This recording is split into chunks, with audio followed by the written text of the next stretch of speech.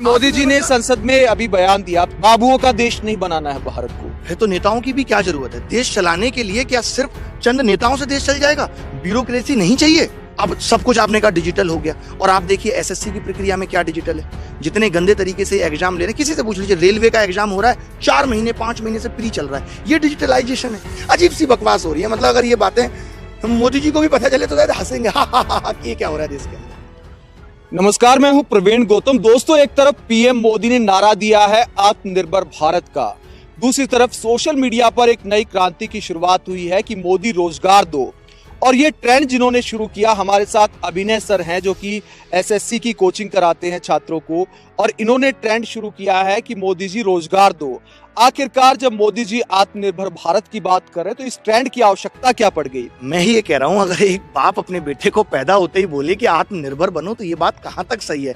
हम उसे 17-18 साल तक पढ़ा लिखा कर उस काबिल बनाते हैं, फिर ये कह सकते हैं कि अब तुम अपने पैरों पे खड़े हो गए।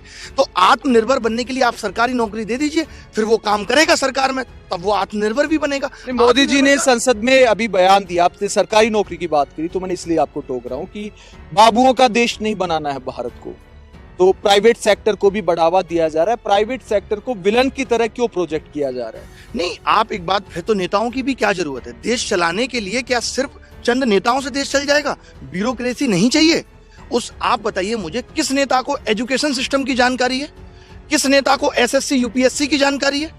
इन सब सिस्टम को चलाने के लिए तो सरकार को ही मतलब नियम बनाने पड़ेंगे या ऐसी पॉलिसी लानी पड़ेगी जिससे ये चले। तो उसके लिए कुछ लोगों की तो आवश्यकता होगी, या हर आदमी अपना प्राइवेट बिजनेस। मोदी जी ने तो ये भी कहा कि हर मोहल्ले में नौकरी क्रिएट करो और अपने माँ बाप के साथ बैठ के रूखी सूखी रोटी खाओ।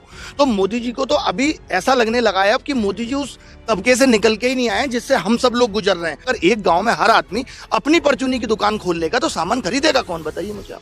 बात कर रहे हैं ना कि आत्मनिर्भर भारत की, तो युवाओं को व्यापारी बनाने की तैयारी कि युवा अपना बिजनेस करेंगे, स्वावलंबी बनाने का दावा किया जा रहा है कि अपना बिजनेस चाहे छोटा सा हो, चाहे पकोड़े तलने की दुकान हो या रेहड़ी हो या फिर कोई भी हो, मतलब उसमें बुराई क्या है? नहीं, उसमें बुराई एक बात, ये तो वस्तु विनिमय वाली बात हो गई कि एक गांव में फिर करेंसी की भी क्या जरूरत है? मैं पकौड़े की दुकान खोल लेता हूँ, उसके अनाज लूंगा, उसको पकौड़े दूंगा। ये दूध बेच रहा है, फिर तो करेंसी की भी जरूरत नहीं है। अगर हर आदमी ही अपना छोटा छोटा बिजनेस खोल के बैठा है, फिर करेंसी की भी क्या जरूरत है? वस्तु विनिमय से ही काम चल जाएगा। तो ये तो 100 साल 150 साल 200 साल पहले हो ही रहा था। फिर प्रोग्रेस और विकास, ये यहाँ तक सभ्यता इतनी डेवलप हो गई, उसके क्या मायने रह गए? मतलब कि हर आदमी अपने गांव में ही सब करके बैठ जाएगा, ना उसको सहराने की जरूरत है। ये देखिए, बहुत ही वाहियात किस्म की बात है कि हर आदमी अपना बिजनेस खोल के बैठ जाएगा, हर आदमी। ये मुझे नहीं लगता कि इसमें किसी भी तरीके की जान है। मतलब सरकारी नौकरी इतना तो कर ही रहे ना, अभियान चला रहे, skill India, make in India, आत्मनिर्भर भारत, तो समय तो लगता है ना। देखिए, बहुत सारी पॉलिसी मोदी जी बना रहे हैं। 8 साल दे भी दिए, मुझे लगता है कितने साल हो गए, 7 साल हो गए। 2019 में हमने भी वोट दिया मोदी जी को, सबने वोट दिया है, तभी तो दोबारा सरकार आई है। बट अब और कितना टाइम लगता है, कितना टाइम और लगाएंगे, ये नहीं समझ में आ रहा कि कितना टाइम, कोई डेडलाइन दे दे। और जो सरकारी नौकरी पहले से चली आ रही थी उनको तो खत्म ही किया है। कोरोना काल में लोगों की प्राइवेट नौकरी भी चली गई। आज एक इंजीनियर को 10,000 12,000 की नौकरी नहीं मिल रही। तो किस वजह से नहीं मिल रही? देखिए, आप मुझे बताइए, अगर एक एग्जाम की तैयारी करने वाला बंदा 40 लाख लोग तैयारी कर रहा है, तो और उसमें आप कह रहे हैं कि मैं 100 ही लूंगा, तो क्या 101 वाला बंदा इस लायक नहीं है कि उसको रोजगार मिले? कुछ तो लिमिटेशन होनी चाहिए, कुछ तो ऐसा हो। क्या ये पहले से नहीं था? इसका मतलब या तो पहले वाला सिस्टम बिल्कुल गलत था। 2014 में अगर 20,000 लोग एसएससी में सेलेक्ट हो रहे थे, या तो वो बिल्कुल गलत था। कॉन्ट्रैक्ट बेस्ड जॉब की जरूरत क्यों पड़ रही है फिर मोदी जी को? आप बताइए, हर डिपार्टमेंट में कॉन्ट्रैक्ट बेस्ड जॉब तो तमाम है, जिनको 12-12 हजार रुपए देके काम किया जा रहा है। और सरकार का तो वहां भी 35-35 हजार रुपए लग रहा है, क्योंकि उसके बीच में भी दलाली आ गई। उसके बीच में ठेकेदार है, आप कॉन्ट्रैक्ट बेस पे निकाल देते हैं, इतने बंदों की जरूरत है। क्या वो बंदा रेस्पॉन्सिबिलिटी के साथ काम कर रहा है? बिल्कुल भी नहीं। तो लगता है ये ठेकेदारी प्रथा युवाओं का हक मार रही है? बिल्कुल बिल्कुल मार रही है। ऐसा नहीं है कि लोगों को काम करने की जरूरत नहीं है, तभी तो सिस्टम में इतनी खामियां हैं। आप बताइए, एक एसएससी एग्जाम नहीं करा पा रहा। एसएससी के एग्जाम का आपने मुद्दा उठाया, तो क्या कमियां देखते हैं आप? आप देखो, 2012-13 में तो लगातार 5 बार सेलेक्ट हुआ हूँ, लगातार मैंने 16 तक एग्जाम दिए हैं। तो पहले एक भी सवाल गलत पेपर के अंदर नहीं आ पाता था। आप एक 100 क्वेश्चन 200 क्वेश्चन का पेपर सही नहीं बना सकते। आप इतना बड़ा इंस्टीट्यूशन है एसएससी, छोटा मोटा नहीं है कि आप एक पेपर सही नहीं बना सकते। और उसके बाद से अब लगातार क्या देखने को मिल रहा है कि 5-6 क्वेश्चन ये लोग गलत छाप देते हैं हर पेपर में। फिर ये क्या नोटिस निकालते हैं कि रिप्रेजेंटेशन मांगते हैं कि अगर आपको लगता है कोई क्वेश्चन का आंसर गलत है, कोई क्वेश्चन गलत है, तो बताइए, हमें पर क्वेश्चन 100 रुपए देना होगा। गलती तुम करो और गलती बताने का 100 रुपये हम दें। मतलब एक बच्चा आप एवरेज मान के चलिए 500 रुपये देगा। अब हर बच्चे को लगता है यार मेरा 1 नंबर बढ़ेगा या 5 नंबर बढ़ेंगे, चलो 500 रुपये दे देता हूँ। जबकि इससे नुकसान खाली 500 रुपये का ही नहीं है, सरकार को फायदा इससे बहुत है। जब पेपर में कोई गलत सवाल आ जाता है तो उस गलत सवाल को हमें नहीं पता होता कि ये गलत है, मतलब उसका करेक्शन कराने का भुगतान करना पड़ता है और सरकार करोड़ों कमाती है। करोड़ों कमाने का जरिया इसको बना लिया। और आप सोचिए पहला ही क्वेश्चन गलत है, मुझे तो पता नहीं है, मैं तो कहता हूं आप पैसे भी कमा लो लेकिन उसके ऊपर लिख दो ये गलत है, इसे मत करो। उस गलत को करने में पेपर के अंदर कई बार हमारी 10 मिनट भी खराब हो जाती हैं। हमें नहीं पता ना कौन सा गलत है, हमें लगता है कहीं हम तो गलत नहीं है। तो इस तरीके की चीजें। और लगातार वैकेंसी तो आप देख रहे हो 2014 के बाद से आज 6000 वैकेंसी रह गई और वेटिंग लिस्ट नहीं है। जो बच्चा, एक तो आप क्या कर रहे हो कि 2018 का रिजल्ट अभी नहीं आया, 19 का आधा दे दिया, अब इन दोनों को एक साथ दोगे तो जो बच्चा 18 में सेलेक्ट होगा उसे खुद नहीं पता मैं होऊंगा, तो वो 19 का भी फॉर्म भर रहा है। यानी एक वैकेंसी 2-2 बार काउंट हो रही है। ये दिखाने के लिए आप कम से कम वेटिंग लिस्ट चला देते, 1000 बच्चों को आप 1500 बच्चों को वेटिंग में रख देते कि ये बच्चे वेटिंग में, अगर इनमें से कोई भी नौकरी छोड़ेगा तो हम इन पीछे वाले बच्चों को जॉब दे देंगे। कोई वेटिंग लिस्ट नहीं है। तो 19 का रिजल्ट आ गया है और 18 का नहीं आया, तो ये क्या मामला है? मतलब पूरा रिजल्ट नहीं दिया अभी तक, ये नहीं बताया 18 में किस किस को लेंगे। और 19 में ये कह दिया कि आधा रिजल्ट मतलब टियर 2 तक दे दिया और टियर 2 और टियर 3 एक साथ करा रहे हैं। आपको मैं मोटे मोटे शब्दों में समझाऊं कि आईएएस के पेपर में मेंस कराओ साथ में और इंटरव्यू भी ले लो और कहो इंटरव्यू के मार्क्स जो वीडियो बनी है उसे बाद में देख के डिसाइड करेंगे। अजीब अजीब बकवास सी हो रही है कि टियर 2 टियर 3, फिर टियर 3 की जरूरत क्या है? कि मैं तो कहता हूं कि इससे तो सरकार का खजाने पे भी फर्क पड़ रहा है। आपने इतने बच्चों का टियर 3 करा लिया, कॉपी पेज कुछ तो खराब हुआ होगा, अब आप कह रहे हो कॉपी उन्हीं की चेक करेंगे जिनका टियर 2 क्वालिफाई है। तो पहले क्वालिफाई करके ही देख लेते, क्या जरूरत थी टियर 3 कराने की? अजीब सी बकवास हो रही है। मतलब अगर ये बातें मोदी जी को भी पता चले तो शायद हंसेंगे, कि क्या हो रहा है देश के अंदर। अजीब सी ही बात है। मोदी जी ये भी तो कहते हैं ना कि सरकारी नौकरी कम हो रही है, तो क्या हुआ, प्राइवेट सेक्टर को बढ़ावा दे रहे हैं। अच्छा आप एक बात बताओ, अगर सब कुछ सही चल रहा है, ये जो मुझे लग रहा है आप जैसे बता रहे हैं, सारे मीडिया वाले ऐसे ही बता रहे हैं कि सब कुछ बहुत अच्छा चल रहा है, मोदी जी भी कह रहे हैं सब कुछ बहुत अच्छा चल रहा है, अगर सब कुछ इतना अच्छा चल ही रहा है तो क्या ये युवा और या क्या युवा के जो टीचर ये सब पागल हो गए? हम लोग कम पढ़े लिखे हैं, लाखों विद्यार्थी हमने पढ़ा दिए। मैं पिछले 3 साल से फ्री एजुकेशन चला रहा हूँ, लाखों बच्चों से मैं रूबरू हो चुका हूं सामने से। तो लोग क्यों परेशान है जब सब कुछ ठीक चल रहा है? जनता इतनी पागल है?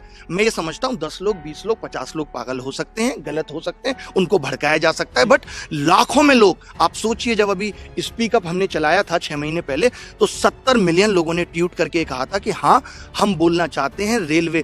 आज सरकार ये कह रही है कि हम सीईटी ला रहे हैं। सरकार के पास कोई प्लानिंग नहीं है, बस वो बोलना जानते हैं। जैसे आपने कहा मोदी जी ने ऐसा कह दिया, किस प्लानिंग से कह दिया? आप अभी सिर्फ रेलवे का एग्जाम कराने में 5 महीने खा जा रहे हैं प्री का, अब आप रेलवे, बैंक, एसएससी सबको कंबाइन करने जा रहे हैं।